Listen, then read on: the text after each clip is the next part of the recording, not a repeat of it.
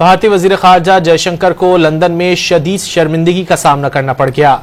London के Downing street में जयशंकर की आमद के मौके पर खालिस्तान के हामी सिखों ने शदीद एहतजाज रिकॉर्ड कराया। सिखों ने जयशंकर के गाड़ी से उतरने के बाद नारे लगाए, भारतीय तिरंगा भी फाड़ दिया। एक शख्स जयशंकर की गाड़ी के सामने आकर खड़ा हो गया, जिसे पुलिस ने पीछे धकेल दिया। भारतीय वजीर खारजा जयशंकर को लंदन में शदीद शर्मिंदगी का सामना करना पड़ गया।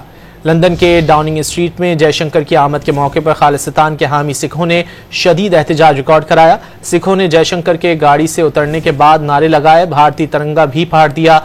एक शख्स जयशंकर की गाड़ी के सामने आकर खड़ा हो गया, जिसे पुलिस ने पीछे धकेल दिया। भारतीय वजीर खारजा जयशंकर को लंदन में शदीद शर्मिंदगी का सामना करना पड़ गया।